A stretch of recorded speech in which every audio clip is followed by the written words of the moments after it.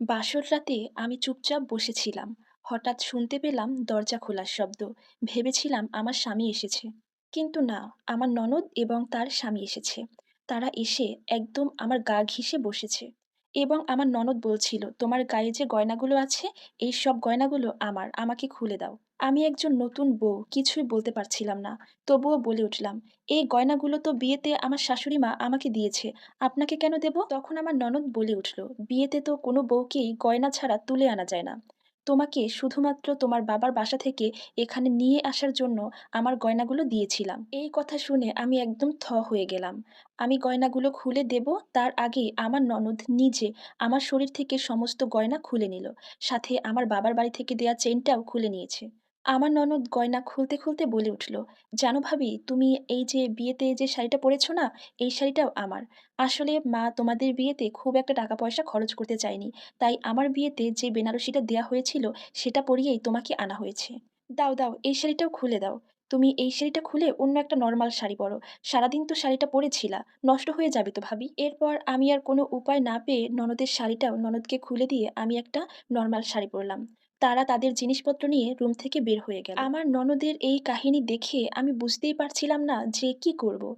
আমার স্বামীরা ২ বোন ১ ভাই। আমি বুঝলাম না, ওদের একটা মাত্র ভাই, আর তার বউকে ওদের ফ্যামিলি থেকে কিছুই দিল না। আমি সারারাত রুমে বসেছিলাম।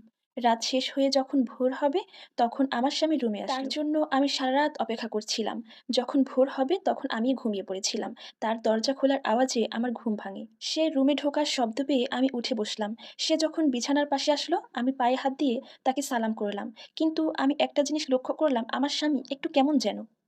এই যে আমার শরীরে একটা গহনা কিংবা বিয়ের শাড়িটাও আমি পরে নেই, এটা নিয়ে সে একটা কথাও বলল না।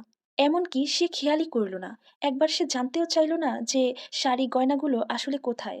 আমার স্বামীর ব্যবহারে আমি স্পষ্ট বুঝে গেলাম, এর সাথে আমার স্বামী নিজেই জড়িত। সেদিন রাতেই আমি বুঝে গিয়েছিলাম আমার স্বামী একজন মা ভক্ত ছেলে। যাই হোক, এর পরের দিন সকালে আমি আমার মায়ের সাথে এমনি ফোনে কথা বলছিলাম। আমার বড় ননদ পিছন থেকে এসে আমার হাত থেকে টেনে ফোনটা নিয়ে যায় এবং বলতেছে, কি সকাল হতে না হতেই আমাদের নামে তোমার মায়ের কাছে বদনাম করছো বুঝি? শোনো ভাবি, আমাদের বাড়িতে থাকতে গেলে এসব চলবে না। তখন আমি তাকে বললাম, না আপু, আমি কোনো বদনাম করছি না, আমি এমনিতে আম্মুর সাথে কথা বলছি। তখন আমার ননদ বলল, হ্যাঁ হ্যাঁ বুঝছি। আচ্ছা শোনো, এখন থেকে তোমার এই ফোনটা আমার কাছেই থাকবে। যখন তোমার বাবা মায়ের সাথে তোমার কথা বলতে ইচ্ছা করবে, তুমি আমার থেকে ফোন নিয়ে আমার সামনে বসেই কথা বলবে। এই সব ঘটনা কিন্তু আমার স্বামীর চোখের সামনেই ঘটছিল। কিন্তু সে এই ব্যাপারে একটা টু শব্দও করছে না। আমার ননদ দুজনেরই বিয়ে হয়েছে অনেক আগে, কিন্তু তারা তাদের শ্বশুরবাড়িতে না থেকে বাপের বাড়িতেই পড়ে আছে। আমার স্বামীর সামনেই আমার শাশুড়ি এবং ননদ আমাকে প্রতিনিয়ত ছোট করে কথা বলে, আমাকে দিয়ে তাদের সব ফাইফরমাস খাটায়। কিন্তু এ নিয়ে আমার স্বামীর কোনো অভিযোগ নেই, সে কিছুই বলে না তাদেরকে। আমার স্বামীর তার মা বোনদের প্রতি এই ভালোবাসা, এই অতিরিক্ত টান দিন দিন আমার জীবনটা দুর্বিষহ করে তুলেছে।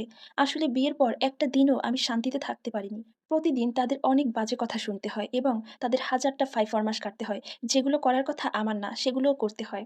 আসলে আমার স্বামী তাদেরকে কিছু বলছে না, কোনো প্রতিবাদ করছে না বলেই তারা এই সাহসটা পাচ্ছে। অতিরিক্ত মা বোন ভক্ত স্বামী যার কপালে জুটছে, একমাত্র সেই মেয়েটাই বোঝে শ্বশুরবাড়িতে টিকে থাকা তার জন্য কতটা কষ্টের।